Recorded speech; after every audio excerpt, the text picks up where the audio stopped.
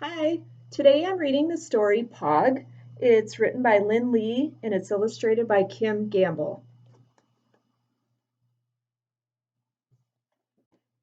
Pog lived with his mom, who was as busy as a dung beetle, and his dad, who was often away on mysterious business. There was baby Bedlam, who didn't do much of anything yet, and Nana, who sat and talked to her pet potted plants. And there was big brother Vandal.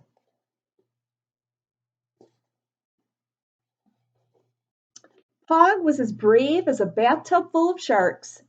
He was afraid of nothing. Well, nothing very much. It was only at bedtime, when shadows play tricks on the eyes, that Pog grew nervous. Better check under the bed for children, crooned Vandal, and he softly laughed his wicked laugh. Ha ha ha. I'm 6.5 feet tall and older than I've ever been, said Pog. I'm not afraid of anything. But he was. He was very afraid of children. Every night he checked carefully under his bed, inside the toy box, and behind the door. Then he would sneak up to his closet and wrench the door open. Everybody knows that's where children like to hide most. He kept his nightlight on and pulled the covers up tight under his chin until he fell asleep. When he woke up in the morning, he bounced out of bed full of bed bugs. He had made it through another night.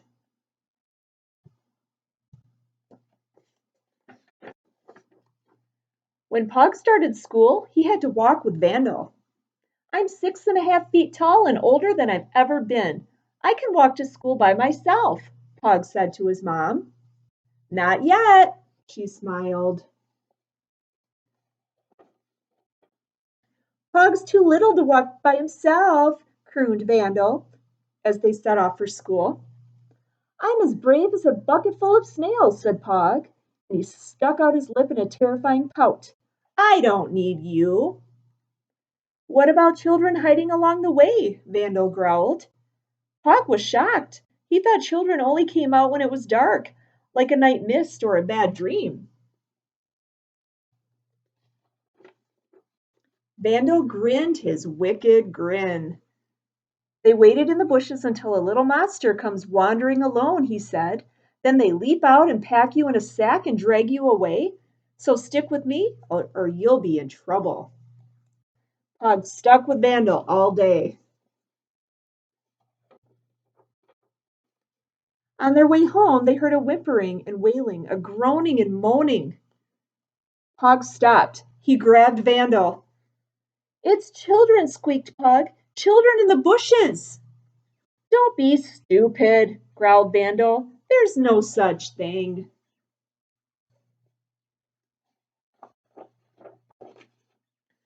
Vandal parted the bushes, and there, stuck among some thorny branches, eyes wide and wet, nose red and running, and mouth open in a black, high-pitched wail, was a child. Vandal went white with shock. He shook with fear. Then he fled down the road without looking back.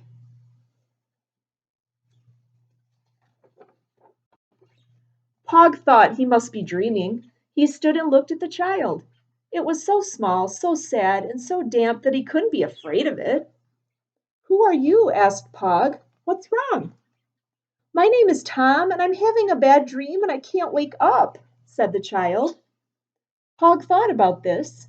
You'd better come home with me, he said.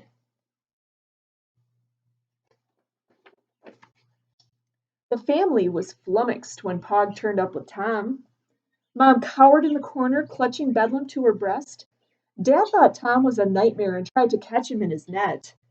Nana told Tom to get back to his pot. She thought he was a plant. And Vandal stood quivering and quaking, shivering and shaking. Pog said, He has to stay. I have to dream him away.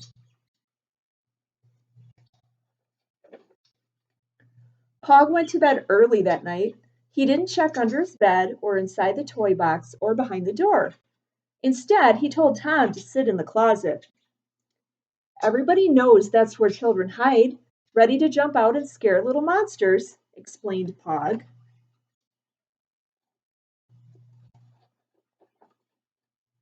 Pog fell asleep. He dreamed of children, children laughing in the playground, children playing in the sun, but he wasn't scared.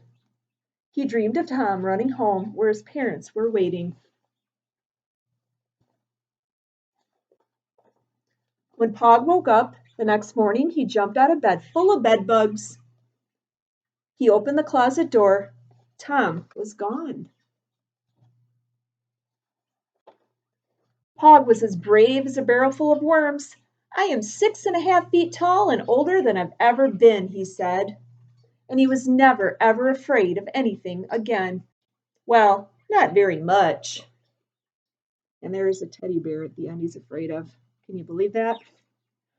All right, thank you for listening. I'll see you later.